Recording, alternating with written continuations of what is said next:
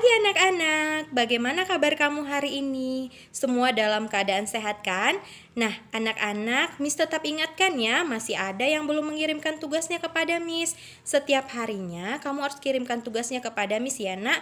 Harus tetap rajin dan semangat ya nak setiap harinya. Oke, Miss tunggu tugas kamu ya bagi yang belum. Baiklah nak, sebelum kita memulai aktivitas hari ini, Miss tetap ingatkan jangan lupa berdoa dulu ya.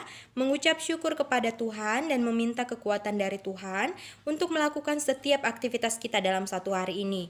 Nah anak-anak, hari ini kita akan masuk mata pelajaran IPA, yaitu tentang cara memelihara organ pernafasan.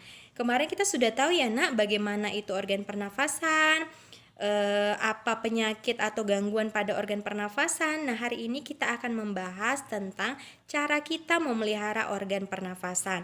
Nah sekarang nak, cobalah buka buku kamu halaman 100 ya nak. Halaman 100.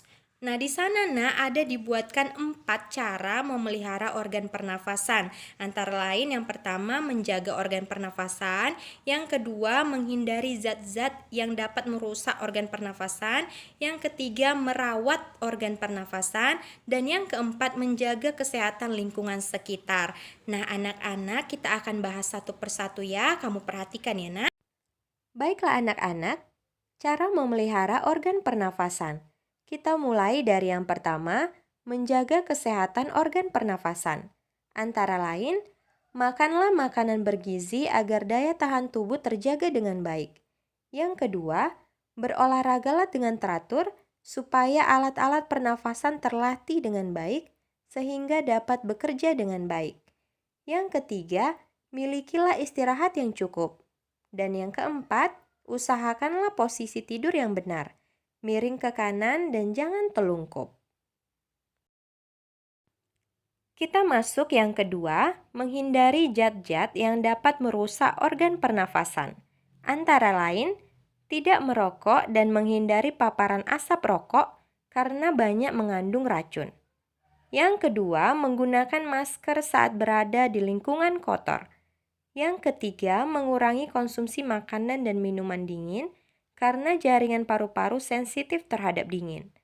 Yang keempat, menghindari makanan dan minuman mengandung banyak gula dan bahan kimia karena dapat merangsang lendir pada paru-paru sehingga kapasitas udara yang disimpan dalam paru-paru akan lebih sedikit. Anak-anak, kita masuk yang ketiga, merawat organ pernafasan. Antara lain, membersihkan rongga hidung secara teratur. Bulu halus dan rambut hidung berfungsi menyaring kotoran. Yang kedua, memeriksa kesehatan pernafasan secara teratur ke dokter. Selanjutnya, yang terakhir, menjaga kesehatan lingkungan sekitar.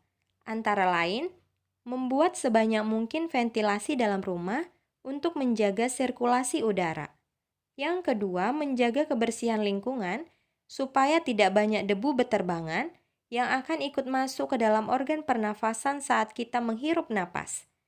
Yang ketiga, membuat udara bersih di lingkungan sekitar rumah dengan menanam banyak tumbuhan hijau. Serta yang keempat, mencegah ruangan lembab karena virus dan bakteri mudah berkembang di ruangan dengan kelembapan tinggi.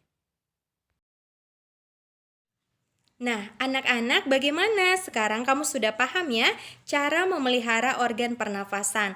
Nah, anak-anak bukan hanya kita bicarakan saja ya, tetapi harus kita lakukan, harus kita aplikasikan di dalam kehidupan kita sehari-hari agar kita terhindar dari gangguan pada organ pernafasan kita.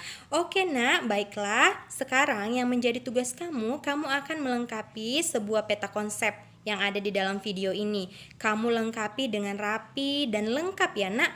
Kamu buatkan di buku catatan kamu. Oke, kamu semangat ya nak mengerjakannya. Terima kasih.